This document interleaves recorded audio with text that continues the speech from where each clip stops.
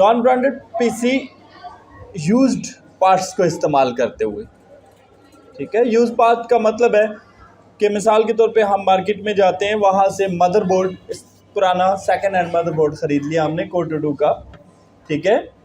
इसके साथ CPU RAM वगैरह लेके हम उसको एक नई केसिंग में असेंबल करके एक नई पीसी की शक्ल देंगे, ठीक है। तो फर्स्ट ऑफ ऑल आप देख सकते हैं इस वक्त आपके सामने स्क्रीन पे एक मदरबोर्ड की इमेज आपको नज़र आ रही है। ये जो मदरबोर्ड है जी, ये ASRock G31 सिस्टम का मदरबोर्ड है, जिसको कि हम एक टावर केसिंग में असेंबल करेंगे। ये Core2Duo मदरबोर्ड है, यानी कि Core2Duo पीसी का मदरबोर्ड है। तो इस पर जो CPU लगेगा वो Core2Duo लगेगा। लेट्स सी, ये हमारे पास मदरबोर्ड का मॉडल नंबर, ये DDR2 रैम को सपोर्ट करता है। ये है जी आपके पास DDR2 रैम। कैसे पहचानने होती है, इसकी सर्किट के ऊपर आपको ये 1 कट नज़र आएगा, सिंगल कट वाली रैम है, और ये DDR2 रैम है, और ये 2 GB इन साइज़ है। इसके स्टिकर पे लिखा हुआ है। ये आपके सामने एक हार्ड डिस्क है। कौन सी हार्ड डिस्क है ये? इसको कहा जाता है स्टैंडर्ड हार्ड डिस्क या IDE हार्ड डिस्क। कैसे पहचाना हमने IDE को? IDE हार्ड डिस्क में हमारे पास हार्ड डिस्क की बैक के ऊपर ये कनेक्टर होते हैं, IDE 1 केबल लगाने वाला कनेक्टर और 4 पिन्स का स्टैंडर्ड पावर कनेक्टर 5 वोल्ट का। तो ये एक स्टैंडर्ड IDE हार्ड डिस्क है, ना SATA है ना SSD है, ठीक है जी। ऑनवर्ड आगे मूव करते हैं। हमारे पास जी ये CPU है जी Core2Duo सिस्टम का, इंटेल का CPU, 1 कट CPU है ये है हमारे पास CPU का फ़ैन, जो कि CPU को कूल रखने के लिए लगाया जाता है। ये है हमारे पास CD-ROM, ये DVD राइटर है जी। ये है हमारे पास पावर सप्लाई। पावर सप्लाई के बारे में लास्ट टाइम हम डिटेल से बात कर चुके हैं। अब हम इसको असेंबल होता देखेंगे कि कैसे हम इसको सिस्टम में असेंबल करते हैं। फर्स्ट ऑफ ऑल ये CPU अटैच किया जा रहा है। CPU की अटैचमेंट में आपने एक ही चीज़ को देखना होता है कि CPU के एक कॉर्नर पे कट का मार्क बना होता है। अगर आप CPU को उल्टा रखेंगे तो ये अपनी केसिंग में अटैच नहीं होगा। कट मार्क वाली साइड से रख के ये आपने सॉकेट को क्लोज़ किया है। ये जो क्लिप साइड पे बंद किया है ये आपकी सॉकेट का लॉक है। ये है आपके पास सिलिका जेल, प्रोसेसर की प्रोटेक्शन के लिए लगाई जाती है। ये in the form of powder भी आती है, in the form of gel भी आती है। तो यहाँ पे ये इसलिए होती है कि इसको हम इसके ऊपर जब फ़ैन अटैच करें तो ये CPU और फ़ैन आपस में शॉर्ट ना हो, ठीक है। तो सिलिका जेल जब भी आप CPU लगाएंगे तो एक हल्की सी अमाउंट में, बिल्कुल पिचकस की नोक जितनी थोड़ी सी लगाएंगे, ठीक है। ना बहुत ज़्यादा लगाएंगे और ना बहुत कम लगाएंगे। इसको आप हाथों की मदद से स्प्रेड कर सकते हैं और इसके ऊपर फ़ैन लगा सकते हैं। ये आपका CPU फ़ैन है, और ये फ़ैन की बैक साइड पे आपके मदरबोर्ड की बैक साइड पे कनेक्टर लगेगा, जहाँ पर CPU फ़ैन के पेच आपके टाइट होंगे। इसके लिए यहाँ पे अब आपने इसको प्लेस किया लॉक को, और ऊपर से इसके स्क्रूज़ को टाइट किया। ये जो CPU फ़ैन का स्क्रू होता है, जैसे आप देख सकते हैं कि इसमें ये स्प्रिंग लगा हुआ है। इसको टाइट करने का एक रूल होता है, ये हमेशा क्रॉस में टाइट होते हैं। मिसाल के तौर पर सामने वाले को मैंने 4 चूड़ी टाइट किया, तो अब इसके सामने वाला ये है, इसको मैं 4 टाइम्स टाइट करूँगा, ठीक है। फिर ये वाला, और फिर इसके क्रॉस में जो सामने है उसको टाइट करूँगा, ठीक है। तो ये नीचे आपके स्क्रूज़ इसके अंदर बॉडी के अंदर अटैच हो जाएंगे और CPU का फ़ैन अटैच हो जाएगा। ये इस स्क्रू की टाइट करने में कोई परेशानी नहीं है। जब आप इसको एक ख़ास हद तक टाइट कर लेते हैं तो ये ऑटोमेटिकली लॉक हो जाता है, यानी मज़ीद टाइट नहीं किया जा सकता। बाज़ 6 चूड़ियों तक टाइट होते हैं, बाज़ 4 चूड़ियों तक टाइट होते हैं, ठीक है। लेकिन हमेशा स्क्रू लगाने का रूल ये है कि एक स्क्रू को टाइट किया, फिर उसके बिल्कुल सामने वाले स्क्रू को टाइट करेंगे। इस तरह ये क्रॉस में टाइट होंगे, ठीक है। अगर गलत तरीके से लगाने की कोशिश करेंगे तो आपका मदरबोर्ड ब्रेक हो सकता है, टूट सकता है, ठीक है। आगे चलते हैं जी, हम इसको केसिंग में कैसे लगाएंगे। ये है हमारे पास एक केसिंग, बिल्कुल ब्रांड न्यू केसिंग। ये केसिंग जो कोर-टू-डू सिस्टम में लगाई जाती है, टॉवर केसिंग, आपको मार्केट से 1100-1200 रुपीज़ में मिल जाती है, ठीक है। बिल्कुल पिन पैक केसिंग। और इसको अभी हम अनपैक करके देखते हैं ये कैसी है। तो ये केसिंग का वो पोर्शन है जहाँ से इसको ओपन किया जाता है। आप देख सकते हैं केसिंग पे 2 तरह के स्क्रूज लगे हुए हैं बैक पे।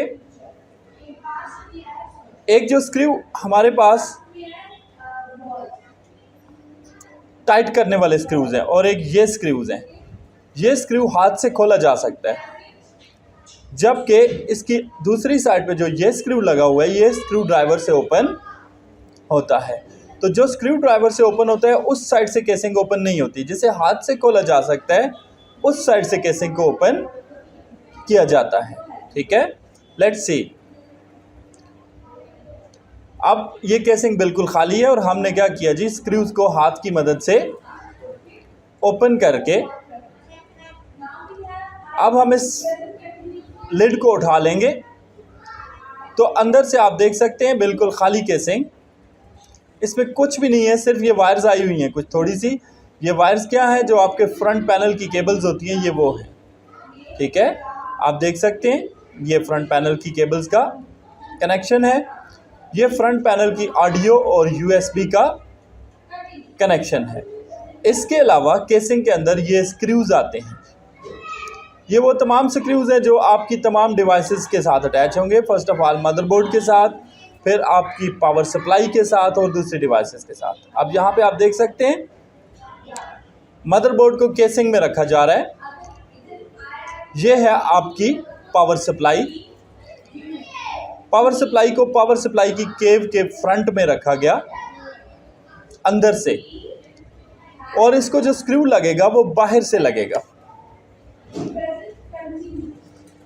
उसके बाद फिर हम मदरबोर्ड को टाइट कर सकते हैं। तो यहाँ पे आपने ये स्क्रू सेट में से 4 स्क्रूज लेने हैं जो आप पावर सप्लाई को अटैच करेंगे। इसके लिए आपको प्लस वाला स्क्रू ड्राइवर चाहिए। आप अपनी पावर सप्लाई को स्क्रू टाइट करेंगे और 4 स्क्रूज लगा के इसको केसिंग के साथ अटैच कर देंगे, लाइक दैट। आप देख सकते हैं ये भी क्रॉस में लगाए जा रहे हैं, ठीक है। 4 स्क्रूज लगने के बाद पावर सप्लाई आपकी केसिंग में परमानेंट अटैच हो गई। ये है जी आपका फ्रंट पैनल का रियर पैनल के लिए स्ट्रिप है, जो आप पहले केसिंग में लगाएंगे मदरबोर्ड लगाने से पहले, ठीक है। ये स्ट्रिप क्या करेगी जी, उस जगह को ब्लॉक करेगी जहां से आपका मदरबोर्ड कनेक्ट होगा।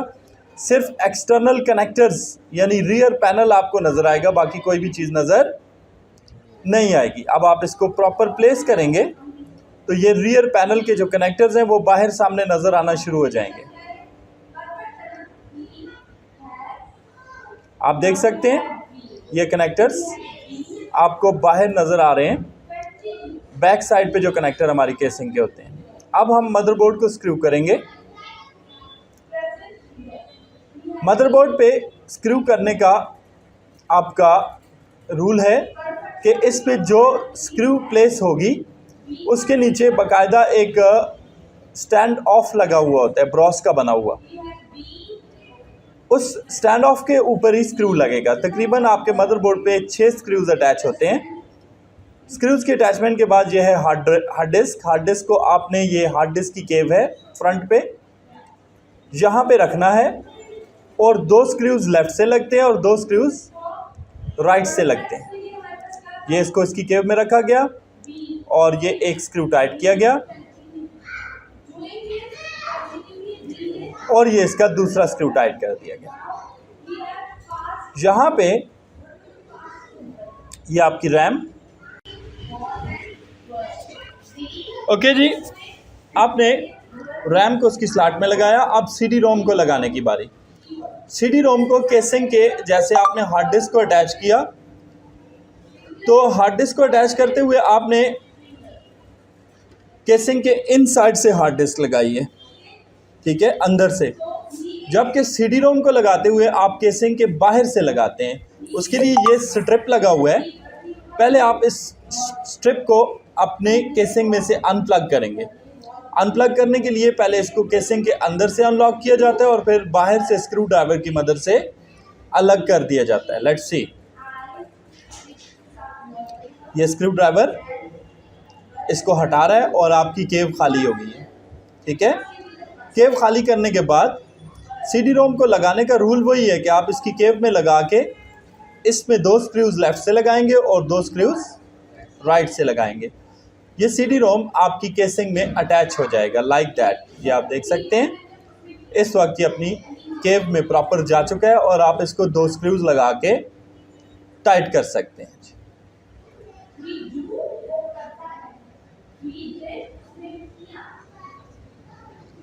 तो ये एक छोटा पीसी है Core2Duo।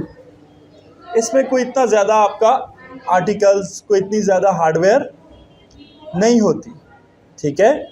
जैसे कि आपने देखा कि स्टैंडर्ड एक बोर्ड लगाया हमने, एक रैम लगाई, एक प्रोसेसर, एक हार्ड डिस्क और एक सीडी रोम अटैच कर दिया, ठीक है। नाउ जी हमारा सिस्टम ऑलमोस्ट रेडी है, बस आपने कनेक्शंस लगाने हैं। ये आपके सामने इस वक्त साटा डेटा केबल, जिसको साटा स्लॉट पे लगाया गया और दूसरी तरफ से आपके सीडी रोम के साथ अटैच कर दिया गया। अब ये सीडी रोम साटा में है तो इसका पावर कनेक्टर भी साटा का होगा। आप अपनी पावर सप्लाई से साटा पावर कनेक्टर के साथ इसको अटैच करेंगे। अब ये है जी आपकी हार्ड डिस्क का IDE डेटा केबल, जो कि लगाई गई एक तरफ से हार्ड डिस्क में और दूसरी तरफ से IDE 1 के अंदर अटैच किया जा रहा है जी। ये आपका IDE 1 है। नाउ ये जी CPU फैन, ये आपकी पावर सप्लाई का कनेक्टर है जी, जिसको इसकी केब में लगा दिया गया। पावर सप्लाई के बाद हमारे पास ये पावर कनेक्टर है जी हार्ड डिस्क का 5 वोल्ट का, जो कि हम अपनी हार्ड डिस्क को देंगे। और ये पावर कनेक्टर है जी हमारे पास साटा सीडी रोम के लिए, ब्लैक कलर का, जो कि सीडी रोम को अटैच किया जा रहा है। ये आपकी फ्रंट USB और फ्रंट ऑडियो हैं, जो आप मदरबोर्ड पे प्रॉपर पिन आउट के ऊपर अटैच करेंगे।